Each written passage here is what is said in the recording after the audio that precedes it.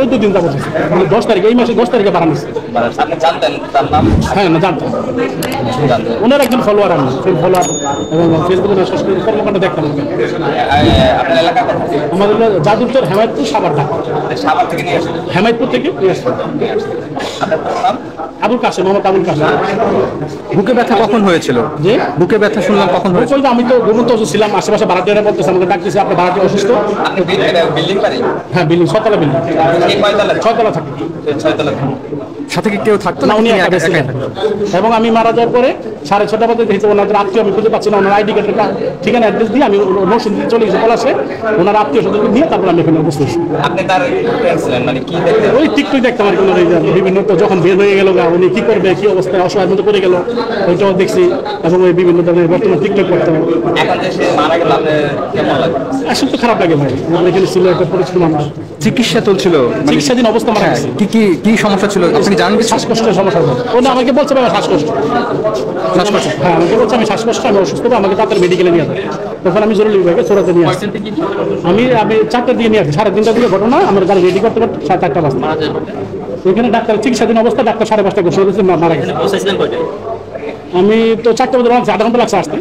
দর্শক আসসালামু আলাইকুম। আপনারা জানেন যে মিডিয়ার এবং একজন আলোচিত মুখ জল্লাদ শাহজাহান, তিনি আজকে সকালে মারা গেছেন এবং এই মৃত্যুর সংবাদটি আসলে এখন সব গণমাধ্যমে আপনারা পাচ্ছেন। তো আমরা এখন বর্তমানে আছি শহীদ সোহরাওয়ার্দী মেডিকেল কলেজে। এখানে ওনার মরদেহ আছে এবং ওনার বোন নরসিং থেকে এসেছেন।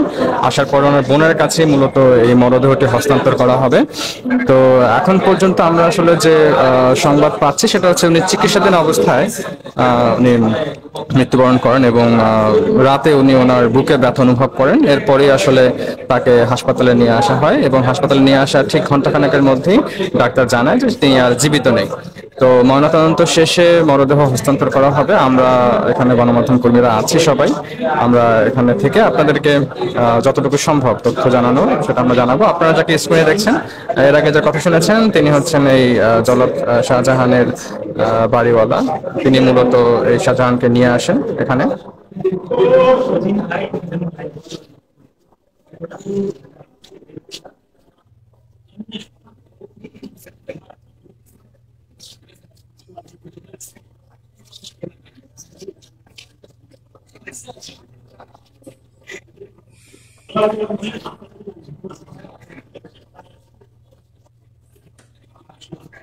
আসলে আমরা জানতে পেরেছি যে 3:30 বাজে, 4টা বাজে ওনাকে এখানে নিয়ে আসা হয়েছে। ওনার আগে থেকে শ্বাসকষ্টের সমস্যা ছিল, তো শ্বাসকষ্টের সমস্যা থেকে উনি আর কি এই 3:30টার দিক দিয়ে নাকি ওনার অনেক প্রচণ্ড বুকে ব্যথা হইতেছিল। তো সবাই আর কি নিয়ে এসছে আর কি, বাড়িওয়ালা ওরা সবাই মিললা ওনাকে আর কি নিয়ে এসছে এই হসপিটালে। তারপর 5টা বাজে ডাক্তার আর কি বলছে যে উনি মারা গেছে। উনি ঢাকায় থাকতেন, ওই ঢাকা সাভারে। উনি একাই থাকতেন, একা থাকতেন। জেল থেকে বেরোয়ার পরে উনি ঢাকায় থাকতেন। আগে ঢাকায় থাকতো কোনো কেরানীগঞ্জে, এখন রিসেন্টলি এখানে আসছে। ওনার পরিবারে শুধু আমার দাদু আছে, ওনার বোন আছে, আর কেউ নেই। বাকি 2টা বোন ছিল, ওরা মারা গেছে।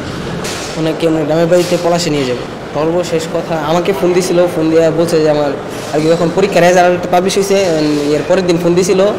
ফোন দিয়ে বলছে যে রেজাল্ট কী হয়েছে। পরে দাদার বললাম যে রেজাল্ট ভালো হয়েছে, যে 5 আর কি জিপিএ 5 আসছে। দাদা অনেক খুশি হয়েছে, এতটুকু আমার সাথে কথা আর কি। আমি আর আমার দাদু আসছে, আর আমার একটা চাচু আসছে। না, এরকম কিছু নাই।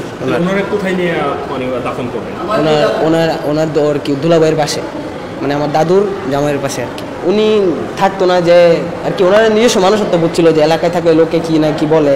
তো উনি ঠিক করছিল যে বের হওয়ার পরে ওই যে উনি আর কি কেরানীগঞ্জে একটা দোকান নিয়েছিল, দেন ওইটার কাজ করবে, নিজের লাইফ নিজে চালাবে। তো আবার হঠাৎ কি হলো, এখানে আসছে। দর্শক শ্রোতা, ভিডিওতে অবশ্যই লাইক, কমেন্ট, শেয়ার করতে ভুলবেন না। ভিডিওটা যদি ভালো লেগে থাকে অবশ্যই আমার চ্যানেলটি সাবস্ক্রাইব করবেন, পাশে থাকা বেল আইকনটি অল বাজিয়ে দিবেন, যেন নতুন ভিডিও আপলোড করার সাথে সাথে সবার আগে আপনার কাছে নোটিফিকেশন যায়। আর যারা ফেসবুক পেজ থেকে ভিডিওটি দেখছেন অবশ্যই আমার ফেসবুক পেজটি ফলো করবেন, ভিডিওটা আপনার বন্ধু বান্ধবের কাছে শেয়ার করে দিবেন। দেখা হচ্ছে নতুন কোনো ভিডিওতে। সে পর্যন্ত সবাই ভালো থাকবেন, সুস্থ থাকবেন। আল্লাহ হাফেজ।